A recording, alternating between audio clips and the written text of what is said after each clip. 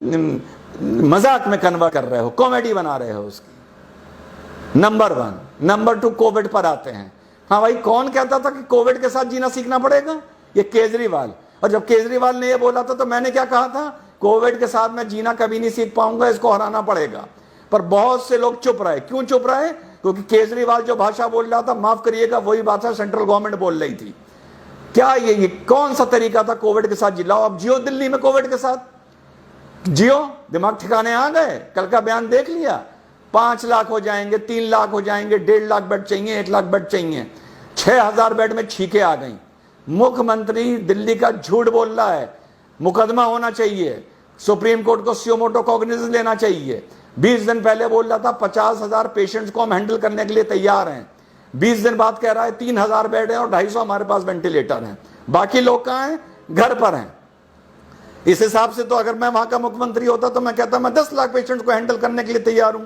5,000 को एडमिट कर लूंगा और 9,95,000 को घर भेज दूंगा कि बेटा जाके घर में काढ़ा पियो। और जब सांस फूलने लगेगा और फोन करोगे तो एम्बुलेंस लेने आएगी नहीं, फिर वीडियो बना बना के वायरल करना। शर्म आनी चाहिए हम लोगों को। जिस देश की राजधानी में हमारा प्रधानमंत्री बैठा है, हमारा केंद्र स्वास्थ्य मंत्री बैठा है, एक मुख्यमंत्री बैठा है, एक लेफ्टिनेंट गवर्नर बैठा है, वहां पे लोग वीडियो बना बना के डाल रहे हैं कि हमारा दम घुट रहा है, मर रहे हैं, हमारे घर वाले मर रहे हैं, कोई जगह नहीं है हमारे एडमिट होने के लिए। और हम लोग कह रहे हैं हमें कोविड के साथ जीना सीखना पड़ेगा। अब लोग कहेंगे फेडरल स्ट्रक्चर वो राज्य है, वो केंद्र का जिम्मा नहीं है, वो इसका जिम्मा नहीं है। अरे किसी का जिम्मा हो, जिसके घर में कोविड आया होता है ना, और उसका बाप या उसका बच्चा या उसके बीवी मर रही होती है, और वो जब अस्पताल में फोन करता है तो उसको ये नहीं पता होता ये सेंट्रल गवर्नमेंट का अस्पताल है या स्टेट गवर्नमेंट का अस्पताल है, केजरीवाल के अंडर आता है या लेफ्टिनेंट गवर्नर के अंडर आता है। हम लोगों को शर्म आनी चाहिए। कोविड-19 की पूरी लड़ाई पॉलिटिकल एफिलिएशन को दिमाग में रख के लड़ी जा रही है। केंद्र सरकार को समर्थन करने वालों की इतनी हिम्मत नहीं है कि केंद्र सरकार की गलतियों पर उंगली उठाएं और बातमीज केंद्र सरकार से सवाल पूछें। केजरीवाल को समर्थन करने वालों की इतनी हिम्मत और औकात नहीं है कि सवाल उठाएं और बातमीज ट्विटर पर या फेसबुक पर या सोशल मीडिया पर इन लोगों से सवाल पूछें कि तुम लोगों ने तमाशा कर क्यों रखा है। तुम लोगों ने देश को कोविड-19 की लड़ाई को लेके लावारिस बना दिया है। मानो या न मानो, किसकी कितनी गलती है ये आपस में तय करते रहना, ठीक है? तो वो बात तो दिमाग से अब निकाल दो कि कोविड के साथ जीना सीखना पड़ेगा। जिस शहर, जिस गांव, जिस स्टेट में कोविड ने पैर पसार लिए, पैर फैला दिए, उस जगह कोविड के साथ जीना नहीं सीख पाओगे। कोविड से जब तक जीना अकड़ते रहो, जब तक कोविड तुम्हारे और हमारे घर नहीं आया है। जिस दिन घर आ गया ना, दिमाग ठिकाने कर देगा। अब आगे की बात खत्म करता हूं लास्ट एडवाइस देते हुए, and I hope this is my last video. इतने बेड चाहिए, इतने पेशेंट चाहिए, इतने डॉक्टर्स कहां से लाओगे? जो डॉक्टर्स हैं बेचारे पहले ही थके हुए हैं। प्राइवेट नर्सिंग होम दुकान खोल के बेशरम बैठे हैं, ठीक? इतने डॉक्टर्स कहां से लाओगे? सजेशन दे रहा हूं गवर्नमेंट को, और कहां से उठा के लाया हूं सजेशन को ये आखिर में बताऊंगा। 4th ईयर के जो बच्चे MBBS में हैं उनको उठा लीजिए अभी से। कोविड की लड़ाई कम से कम 1 साल चलेगी।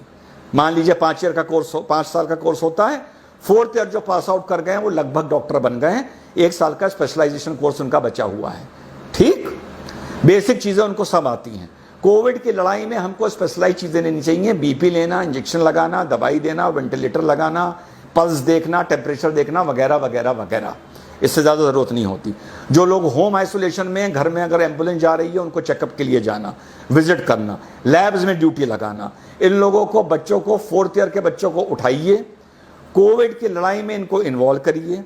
बीच की पढ़ाई इनकी 4th ईयर के बाद ब्रेक करिए। अभी जो सेशन शुरू हो रहा है, एक झटके में हिंदुस्तान में हजारों डॉक्टर खड़े हो जाएंगे।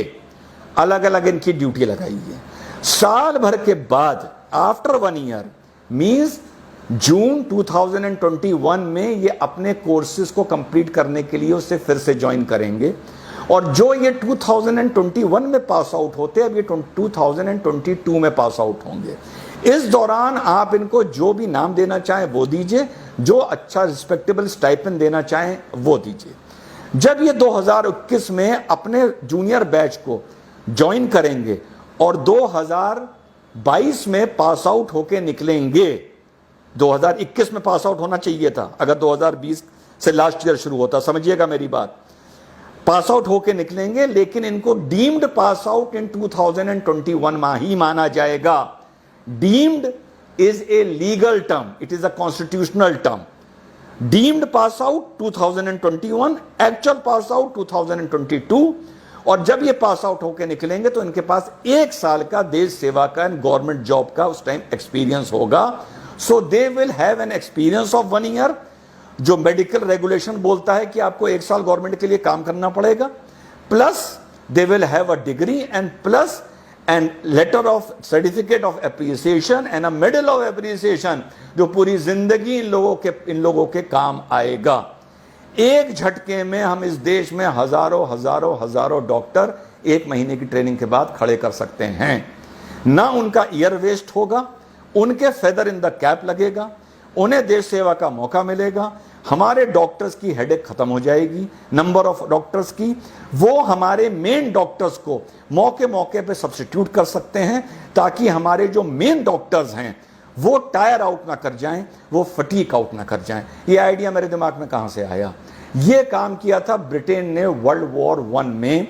4th ईयर MBBS के बच्चों को उठा के 1 महीने की ट्रेनिंग दे के अलग अलग शहरों में उन लोगों को डिप्यूट कर दिया गया था। और पास आउट होने के बाद जो भी कॉमनवेल्थ था, उनकी कॉलोनीज थी, और 1 साल का उन्होंने शायद इनसे वर्क मांगा था।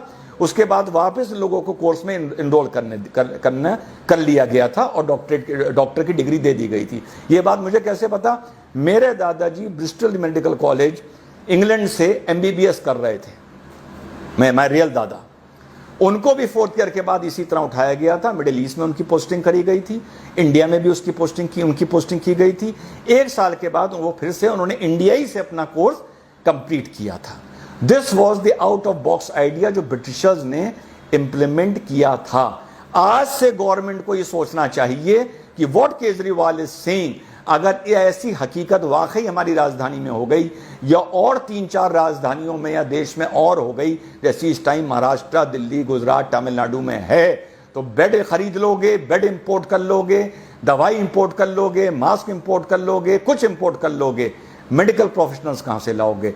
आज से गवर्नमेंट को ये इंप्लीमेंट करना चाहिए, ताकि जून एंड या जुलाई आते आते हमारे पास मेडिकल ग्रेजुएट्स की एक फोर्स हो और वो इस लड़ाई में शामिल हों। This was my idea. तो चाइना के बारे में मैं बोल चुका हूं। Let us become a responsible nationalist people. अपनी राष्ट्रवाद को जरा ठहराव दो, थोड़ी गहराई दो, उकसाने की, चिल्लाने की जरूरत नहीं है। और दूसरा, मेडिकल ग्रेजुएट्स गवर्नमेंट कहां से उठा सकती है, ये मैंने एक आइडिया दिया है। और इंग्लैंड ने वर्ल्ड वॉर 1